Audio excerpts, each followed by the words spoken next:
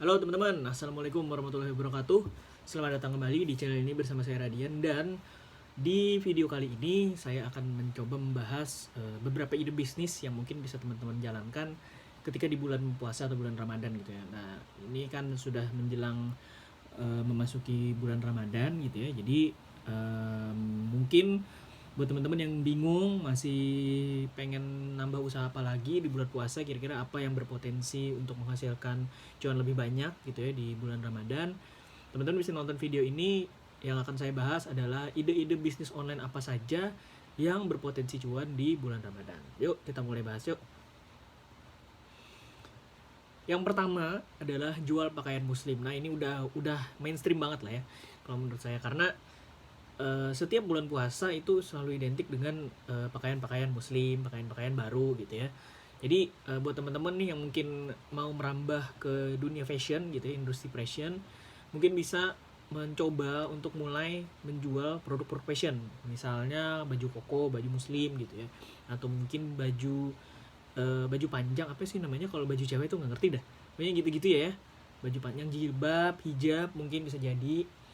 Terus sarung, peci, apalagi ya tuh kira-kira, mukena, sejadah, ya banyak lah ya. Al-Quran mungkin bisa juga ya, tapi itu bukan pakaian sih.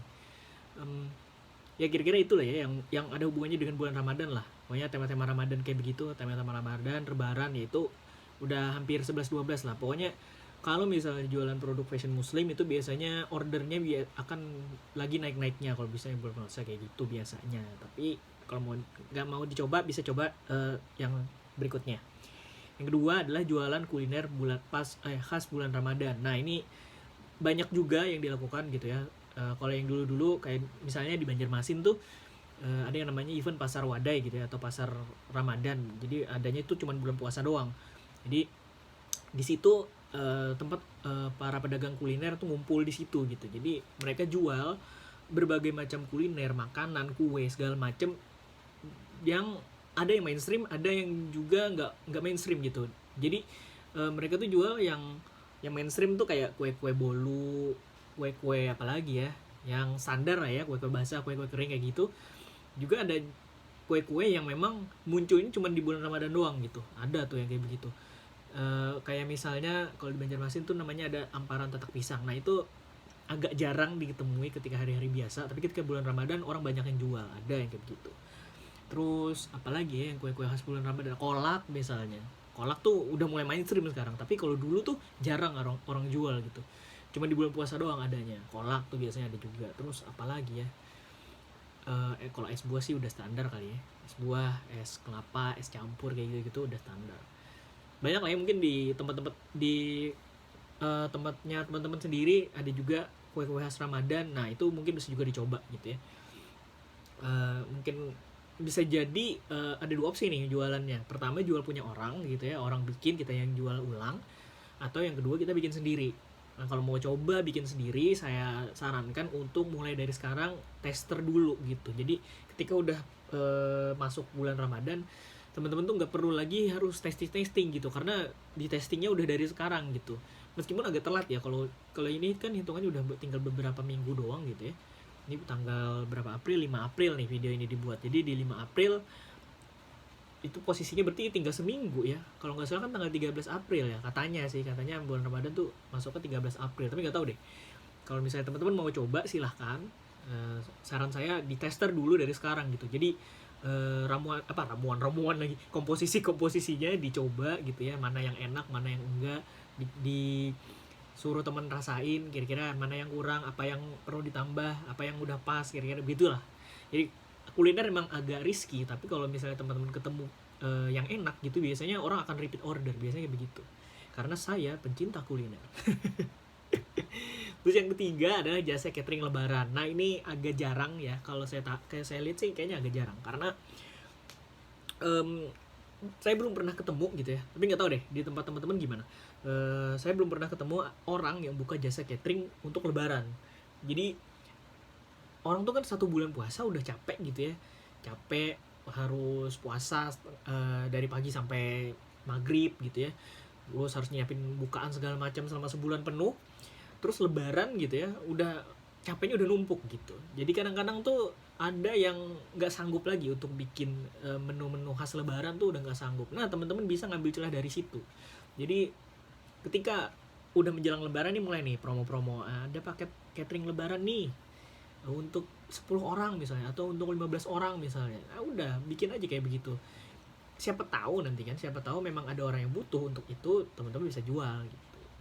Banyak, dan ini juga nih, banyak restoran dan rumah makan yang tutup di hari lebaran tuh banyak banget. Jadi orang-orang yang mudik gitu ya, tapi kita nggak boleh mudik ini teman-teman. Jadi harap patuhi aturan pemerintah, kita nggak boleh mudik. Kita berjuang bersama-sama untuk menghadapi si virus ini gitu ya. Jadi nggak usah mudik dulu. Walaupun kita nggak mudik kan, tapi banyak rumah makan yang juga berhari raya berlebaran gitu ya. Jadi banyak yang tutup. Jadi daripada pusing gitu ya, udah capek badan juga capek mental nggak bisa mudik misalnya kayak begitu ya, ya udah daripada pusing, udahlah order ini aja catering lebaran dari si Anu misalnya kayak begitu kan. Nah ini bisa jadi peluang juga gitu loh. Dan saya rasa sih harganya bisa dinaikin 2 kali lipat kali ya, nggak tahu deh bisa nggak ya kira-kira.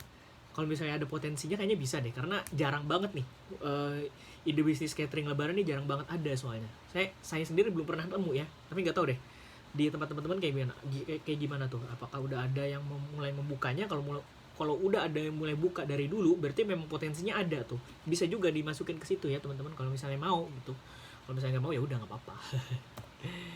Terus yang keempat adalah jual hampers eksklusif lebaran. Nah ini lagi ngetren nih, apalagi bulan puasa tahun lalu tuh udah sering banget tuh hampers tuh kayak ini loh, parcel tapi premium lah istilahnya. Jadi barangnya tuh sedikit tapi kelihatan mahal. Nah kayak gitu loh hampers bilangnya. Nah teman-teman bisa juga jual yang kayak begitu. Jadi siapa tahu kan ada yang butuh hampers gitu ya buat kasih ke keluarganya, teman kantor misalnya, atau ke karyawan kantor misalnya. Teman-teman bisa buka jasa open order untuk hampers eksklusif lebaran. Jadi teman-teman siapin aja gitu list barang yang kira-kira bisa dimasukin untuk jadi hampers, terus kasih deh ke konsumen yang mau gitu. Kira-kira mereka mau order apa aja, harganya berapa, paketnya kayak gimana, segala macam teman-teman atur sendiri gitu ya. Teman-teman bisa juga cari referensi dari akun-akun yang sudah pernah jualan misalnya. Teman-teman lihat gitu, oh aku kemarin lihat ada akun yang jualan hampers lebaran, aku pengen cek deh kira-kira apa aja ya isiannya misalnya kayak begitu bisa. Atau teman-teman coba racik sendiri komposisinya di dalamnya misalnya. Tanya aja ke teman-teman yang pernah order hampers, tuh kemarin isinya apa aja sih, di list tuh, minta listnya kan, terus tinggal dikasih komposisi. Terus nanti orang-orang yang terpilih gitu ya, yang teman-teman anggap bisa untuk ngasih testimoni, kasih sampelnya ke dia, kira-kira cocok nggak nih untuk dijadiin hampers lebaran, terus kira-kira harganya berapa ya gitu misalnya kayak begitu. Bisa juga kan, siapa tahu ada yang kepengen gitu ya, ada yang mau order kan, bisa jadi peluang bisnis. Nah ini tips dari saya, kalau misalnya mau beneran maksimalin cuan di bulan Ramadan, coba dari sekarang.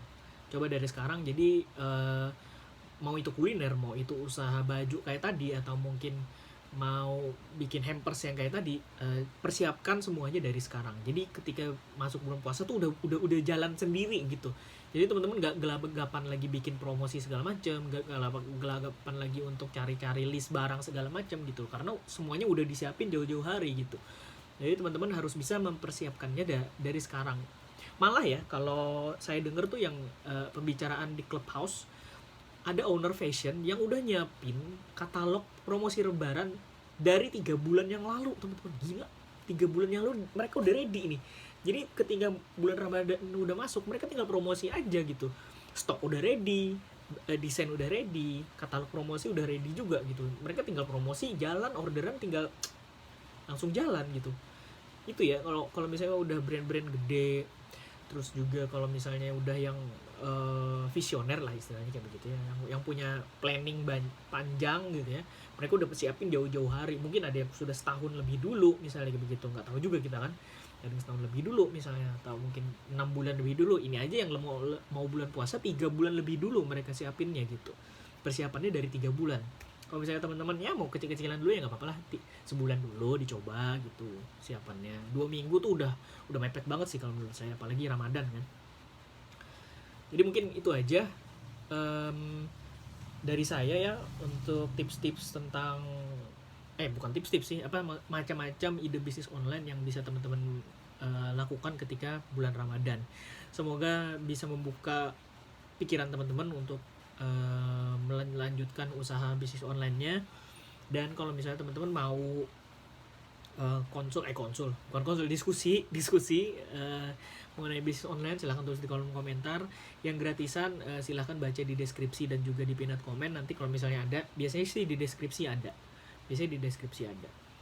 Dan juga kalau misalnya teman-teman mau belajar tentang jualan di Facebook Marketplace, atau mungkin yang sudah mulai jualan di Facebook Marketplace terus pengen maksimalin potensinya ketika masuk bulan Ramadan, teman-teman bisa join di kelas Facebook Marketplace yang nanti linknya akan saya taruh di pinned komen.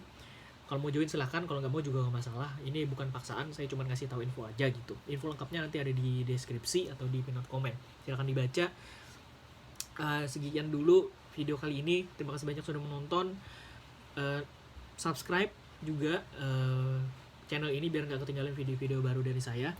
Pokoknya akan ngebahas gak jauh-jauh dari mindset bisnis online, digital marketing, dan Instagram marketing. Oke, saya Radian. Mohon maaf kalau misalnya ada kesalahan. Sampai ketemu di video berikutnya. Assalamualaikum warahmatullahi wabarakatuh.